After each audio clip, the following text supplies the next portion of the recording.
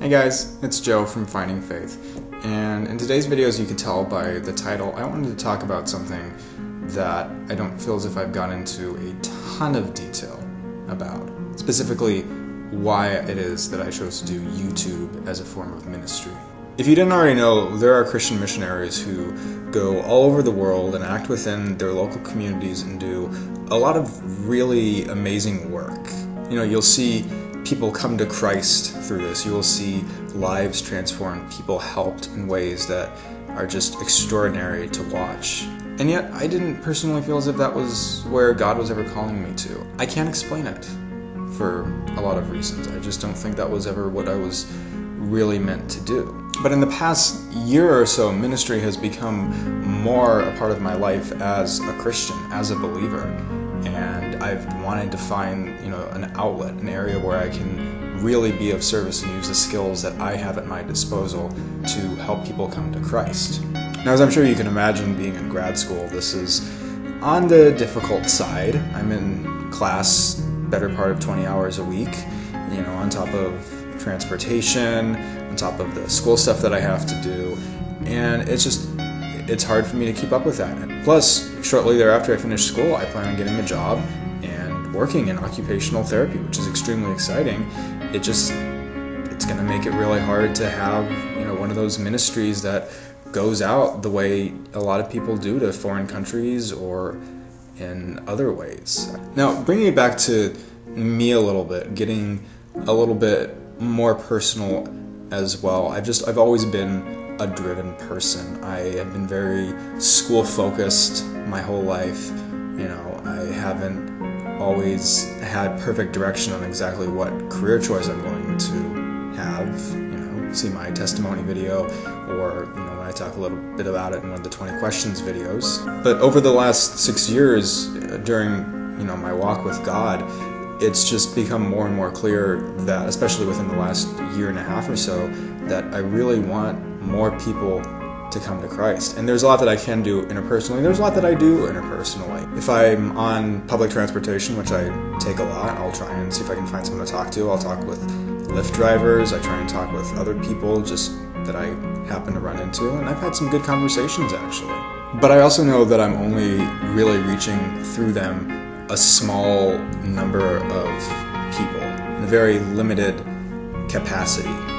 And I think, some people have opinions about that, and you can have your opinions about this, but I personally think that there are a lot of people that have issues, leaving their own home or having these conversations with someone like myself. Now, with that said, there are people who are very open to these conversations, and I like having these conversations. I prefer to have face-to-face conversations, actually. I like to get to know someone and explain to them face-to-face, why Jesus had to die for our sins, the whole point of the gospel, and who God really is, and that's exciting to do. But I also know that there are a lot of people who are very trapped within themselves, who have trauma, who aren't necessarily the most approachable people on the streets or in public transportation, what have you, and I want to be able to reach out to those people a little more without, really pressing their buttons. But beyond that, I think that there's a lot of people who are just, as internet culture more and more takes over people's lives, I think that that's also kind of driving some people away from Christ, from the God of the Bible. Some of whom are interested, some of whom weren't initially interested, and somehow becoming even less so, and other people who initially were interested and aren't as much anymore. Whether or not you like internet culture or certain aspects of it or what have you, and I have my own thoughts on it that I just, they're not really anyone's business but my own. No matter how you feel about the direction our culture is taking regarding the internet, it's happening. It's not something that we're going to reverse anytime soon. It's the direction things are going. And on one hand, I think that there's times when you have to be a salmon and kind of swim upstream, or you have to be, the rock that stands still as everything goes by and just, take a stand for something. There are other times when you need to go with it. And it is my genuine belief that because this is the direction that our culture is going, that we need to use internet culture to our advantage to reach out to people that we would otherwise struggle in reaching out to. Now with that said, I couldn't have articulated this nearly as well within the last couple of years up until, a couple months ago. But I did feel this drive to do something with the ministry. I did feel as if YouTube was a good area to reach people in, and part of me wanted that, but I was very dismissive of it. It was kind of, like the idea of just something that sounds cool or sounds fun, like a trip or living up somewhere, but, you thought, no way would I actually do that. Or so I thought. Obviously, I'm here now in front of my webcam talking to you guys, so something changed. Over the summer, I read Wild at Heart by John Eldredge, whom I think is probably among my top favorite authors. If nothing else, he's probably my favorite Christian author. There's a lot that Eldredge really covers in Wild at Heart, but one of the big things that he gets at is that, male culture is very twisted these days. He's absolutely right. We have a really unhealthy view of true masculinity. But he also points out how men, we have our wounds, and if you watched my testimony video, you can get a pretty good sense of what some of my wounds are. I'll talk about more of them in the future. Those are going to be some fun videos to film. But my wounds aside, I think what it really comes down to is I felt as if this is an area where I could reach people in a way that matches my personality type, that matches what I have to offer the world. And as I was reading his book, I just got more and more inspired to actually do something, because he's talking about, being brave, about taking up arms, about taking a stand for what you believe, and actually taking that risk and that plunge, and not just being safe all the time. In one of my 20 questions videos, one of the questions that me and Richard answered was, what kind of misconceptions do people have about you? And while it's true that people have this big misconception that I'm an extrovert, there's an even bigger misconception that people have about me, and it's that I'm just a nice guy. To clear things up, I am not a jerk, or at least I try not to be. But with that being said, there's so much more to me than just being a nice guy, and I do not want that to define who I am. And to be honest, a lot of it just came from a big longing that I had, a longing to reach out to people, to do something through YouTube, to do something that's risky and thrill-seeking. And it's kind of odd in a lot of ways, because in my everyday life I tend to play things pretty safe, but I still have a bit of a sense of danger. I have kind of a wild side. I've ridden on the back of my uncle's motorcycle, and it was one of the most thrilling experiences of my life. I love roller coasters. Roller coasters are so much fun, especially the really high ones, the really fast ones, the ones where you feel the wind rushing in your face and you feel like you're going to possibly get flung off. I love that. I love the ocean. The ocean is big and vast and scary, but I would love to just go on a boat and just go sailing on the ocean one day. And then my little tangent about risks aside, I do think that taking risks is important, but that's not what we're all about.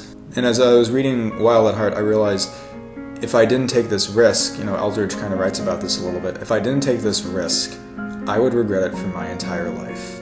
And who knows what kind of part I could have played in someone's salvation, or in helping to bring someone healing or to a better place with God. And I prayed about it for 2 or 3 weeks, and mostly what I was praying was, Lord, please remove this desire from my heart if it is impure. If this is something you want me to do, please, show me. Show me that this is something that you want me to do. And more it became apparent that this was something God wanted me to do.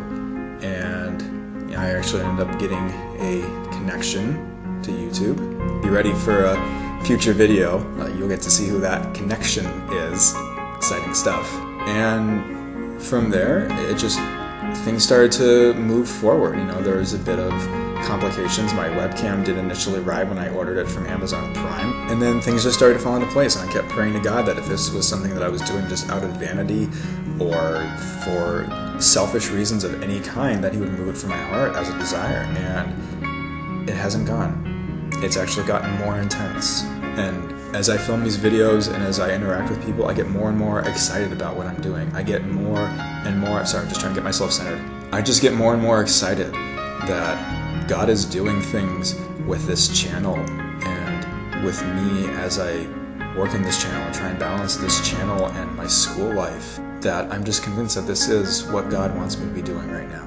And I do believe that because of the voice that God has given me because of my background in understanding unbelievers. And more than that, the fact that I am willing to say things that some people aren't necessarily willing to say. I think through all of that, God has called me to this. And I hope that what I have to offer really speaks to some people and just brings people to a better place with Christ. So that's basically why I wanted to start this YouTube channel. I hope that this was an interesting and informative video for you guys to help to understand me a little bit better and kind of where I come from. Beyond that though, I think most people are called to something greater than they actually answer to. So I would encourage you, if you feel if you're being called to something greater, to pray about it and see what happens in your life. God speaks to us in very interesting ways. He's a very good communicator. We're just bad listeners. So if you can take off the earmuffs, if you want to think of it that way, or if you can take off the noise distorting headphones, if you can do these things, and if you can really listen and really humble yourself and really make sure that you're not doing it out of vanity, then I think that you might be surprised where you end up going, what kind of path God takes you down as you actually follow something that's in your heart. As a friend of mine said, God's not cruel. He doesn't put desires in your heart, without a purpose. And of course, we sometimes have impure desires, but they are not there from God. And sometimes we need to check ourselves. These are not easy questions to answer. God is not formulaic. God is relational. Relationships are never based on formulas. Not the best ones, anyway. Good relationships are not based on formulas. And the relationship with God, since it's by far the best one that we could ever have, no way should ever be based on a formula. Alright, thank you guys so much for watching that. Again, I would definitely encourage you to, kind of consider what God may be calling you into. It doesn't have to be YouTube ministry. It could be a different field of learning. Who knows what it could be. But definitely think a little bit about seeking it and then go about it in as humbling a way as you possibly can. Don't forget to comment, like, subscribe, share this video, spread the word. Thank you guys so much for watching. I hope you guys just generally have a better understanding of why I'm doing the things that I'm doing through this channel. Have a blessed day or a blessed night. Thanks again for watching.